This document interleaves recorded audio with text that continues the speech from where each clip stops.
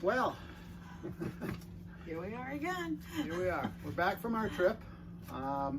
Just took a little ride around the island. We've had a few unfortunate developments with the boat lately.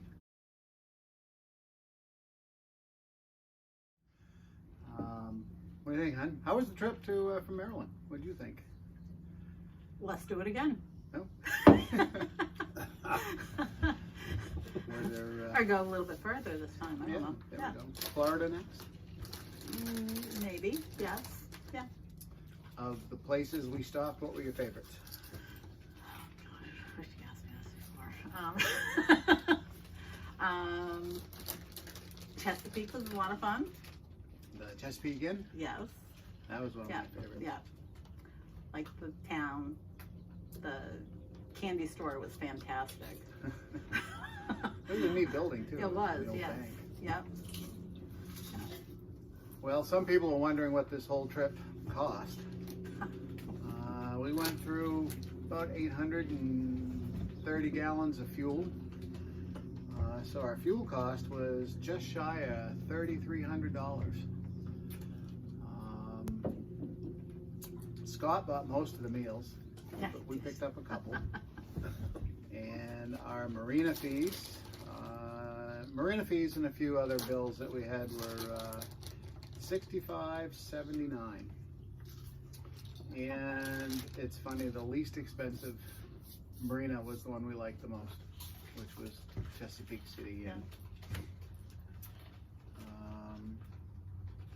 So the 2 extra days at the Manasquan Inlet were a little expensive. We spent almost $1,200 just that 3-night stopover to avoid the nor'easter. Considering the alternative. I'd say we got out cheap. Yeah. Probably, at least for me, I thought the coolest dock was Bridgeport, Connecticut, with those big concrete docks. Yeah. And that they were driving Golf carts. golf carts. I wasn't expecting that to come down, but. And what was it next to? The shop. Bass Pro Shop. I mean, of all places. Walking distance, wonderful. Yeah, big old Bass Pro Shop with a food court, fudge, bowling, and a bar. Yeah.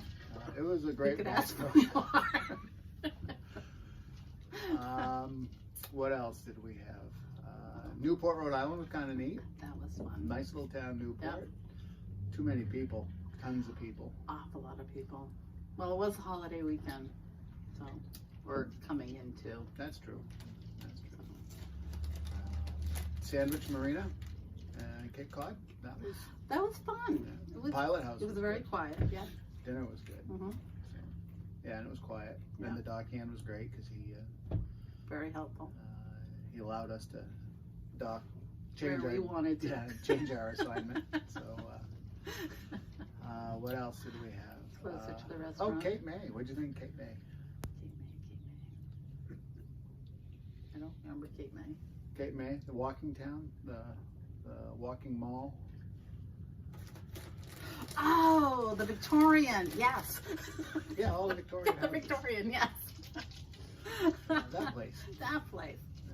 Jim the dockhand, he was great. Oh. He was great. Scott was having a little issue with the bow lines. And the wind was howling. And I'm just trying to hold the boat in place. Not a lot of room to maneuver. Jim had a hold of the stern line. And he's keeping us off the dock too from banging up. And he says, "You want me to go give him a hand?" I just said, "No, No. he's going to get it sooner or later." And he thought that was pretty funny. And then we left the boat at DeMillo's for a week. Yeah. That was a little pricey, but very convenient. Yeah. A couple of things that have happened to the boat is coming in to Portland Harbor, about an hour or two before we get into the harbor, the generator stopped. And still can't figure it out. I do believe it's in the coolant side of things. And now that we're on the mooring, we kind of need the generator to keep the batteries charged. Yep. So, well, down here in the engine room, you may have remembered on the way in to Portland Harbor after our 7-hour journey across the Gulf of Maine that our generator stopped running. We're going to start by inspecting the raw water side to see if maybe the sea strainer is clogged, or maybe where the water comes in through the hull, the seacock is clogged. And from there we'll work our way through the engine to the cooling system to see what kind of shape that's in, what the coolant looks like. It's got plenty of fluid, coolant fluid. Not sure the condition of it or if it's ever been changed or when it was last changed. So off we go. Hopefully we'll be making a trip to Portland in the next several days. Everyone's still trying to get their boats in the water up here anyways. Yeah. This is the first 80-degree day we've had on the water because it's been in the 60s up until today. Still in sweatshirt, so Still, it's cooling off quick. Yeah. Yeah. So in all, the trip was the trip was $65.79 total. So I had that kind of screwy. $3,300 was the slip fees and dinners and the marina stuff, and then another $3,300 for fuel. So a total of $6,600 just about. And we were gone for 10 days. Yep. And that's about what a 10-day vacation would cost. Yep. So I do think if we go further south, we're going to utilize the anchor. Yeah. Probably. Can't stay at a marina every night. No. So. No. But yeah, so that was our little spring vacation. It was fun. Anything you want to add? No. No? Still fun. Okay, so we got to get the generator fixed, and it appears that we got a little bit of possibly a fuel leak underneath one of the engines.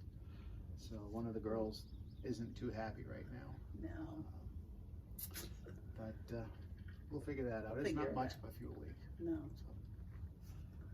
We'll figure it out. Well, thanks for following along. Thanks. And we look forward to seeing you guys on some of our summer adventures. Right.